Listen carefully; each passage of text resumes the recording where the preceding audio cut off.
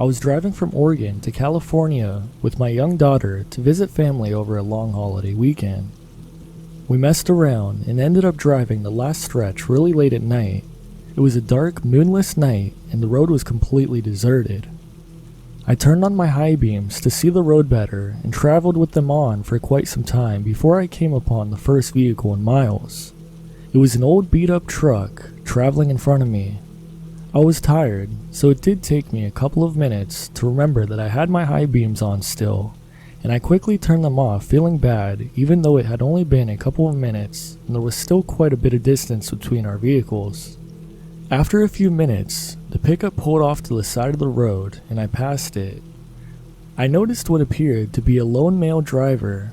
As soon as I passed him, he immediately pulled out behind me and got right on my bumper and turned on his high beams. At this point, I wasn't too worried yet. I figured the jerk would have his little revenge and then go around me and flip me off. But that is not what happened. Mile after mile, he stayed right on my bumper with his high beams blinding me. We were on a long dark section of road, miles from the nearest town, and I had no cell service.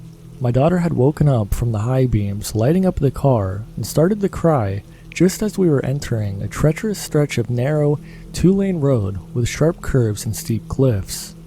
I hoped he would realize at this point that this was now a very dangerous thing to continue, but he did not let up at all. I was scared out of my mind and felt trapped. There was no way I could pull over out there on that deserted road, and no way I could lose him on this dark winding road with my daughter in the car.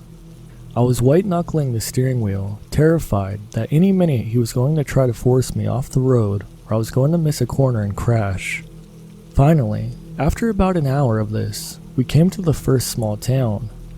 It was only another 30 minutes to my destination, but I did not want this guy to follow me to our hotel, so I exited and he exited right behind me.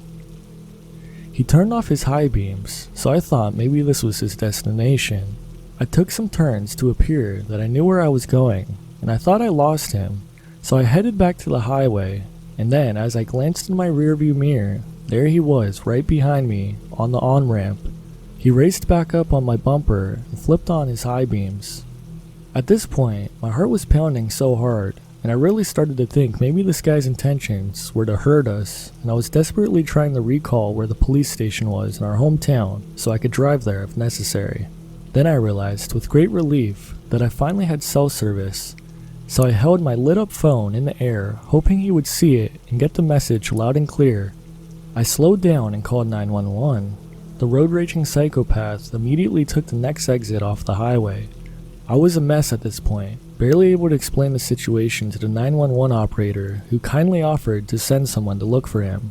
I didn't have a plate or even a definite vehicle color, so I declined, but I said I would call back if I saw him again. When I got out of the car, I was shaking so bad I could barely walk. This was definitely one of the scariest things to happen to me, especially when my daughter was in the car.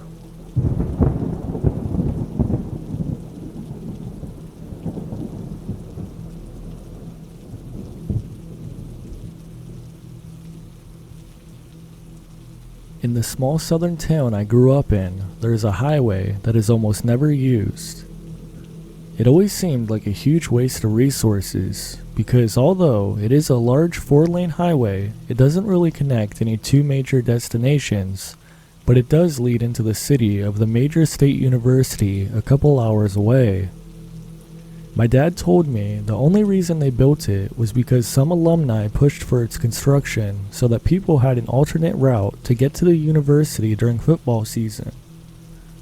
Anyways, my girlfriend and I were driving on this highway one night where it is a rare occurrence to see another car outside of game days in the fall, and there's a guy standing in the middle of the road. It's completely dark and we almost hit this guy that's staring blankly ahead as we nearly hit him. He never flinched, just kept staring past our vehicle, pale as a ghost, wearing all black and no shoes. My immediate thought after we avoid killing this dude is, oh gosh, he's a meth head that's wandered out of the woods somewhere. But he was fairly young and didn't have the look of someone strung out. He never looked at us, just kept staring into the distance. I rolled the window down to ask him if he was alright, and he snapped out of it and walked to the side of our car. He said he had been in an accident and kind of stuttered out his story. He was definitely in shock, but things weren't adding up. He was saying he rolled his car, but there was no car around. There are 2 rows of pine trees on both sides of the road, so his car couldn't have rolled very far. He wasn't aggressive in any way and didn't seem intoxicated outside of having a far-off stare. The strangest part of the entire encounter was the way he asked for a ride. It wasn't like a normal, "Hey man, my car is messed up and I don't have a phone, can you give me a lift to my house?" He kept saying over and over, "Will you please invite me into your vehicle?" He seemed stranded, and I didn't want to just leave this young guy who, besides being shoeless in the middle of a highway, seemed like a fairly clean dude, but I had this knot in my stomach. I was about to drive him to the closest gas station when I was just recovering from the adrenaline dump of having nearly run over someone. I noticed he had no wounds or blood on him. I told him we didn't have phones and to wait by the side of the road while we drove to the convenience store to call the police and drove off. In the rearview mirror, he just stood there watching us drive away, sort of how we rode up on him. As we drove off, my girlfriend and I just stared at each other, thinking about how weird the encounter was. We saw no wrecked car on the remaining stretch of highway, and the police never caught up with him to see what his deal was. Not sure if he was just a crackhead, but seeing someone in the middle of nowhere like that is really creepy, and the way he stared into the distance, something was definitely off.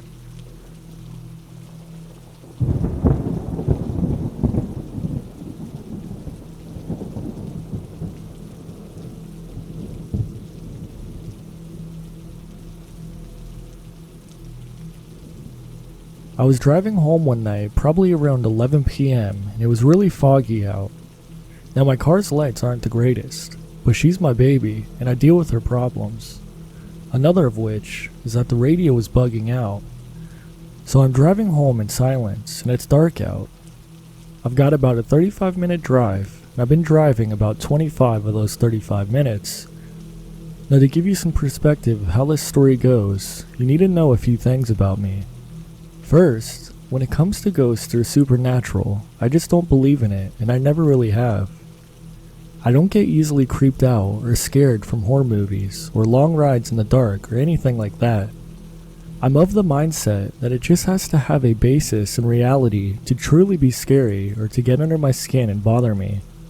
Second, even though this is the case, I'm a huge horror movie fan, especially of Japanese horror movies, and even the remakes like The Grudge, The Ring, and so on. They just have a way of sticking with me, and I quite like that. Anyways, so as I'm driving home, I've only got about 10 minutes of the drive to go, and the fog increases dramatically. It's to the point I almost can't see the road, even with my high beams on, but I know the road I'm on, and I've driven through it probably hundreds of times before, and I'm just taking my time just in case any deer try to dart across my path. This road and the surrounding area oftentimes do have deer crossing them, so I knew to be on lookout for them. However, as soon as this thought goes through my head about being cautious of deer, I get this eerie feeling, almost like deja vu.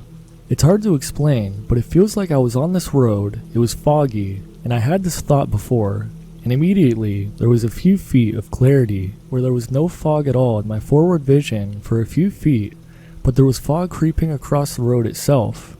I could see straight forward, and I slammed on my brakes in the middle of the turn. There was a very skinny little girl standing in the middle of the road, maybe 5'5", completely motionless, with long black draping hair in front of her. And as the fog dissipated, I realized what I was looking at. What I was actually looking at was a flag at half-staff next to a mailbox. My mind had created something that I never believed in, and for that brief second, my heart stopped and the hair on the back of my neck stood on end.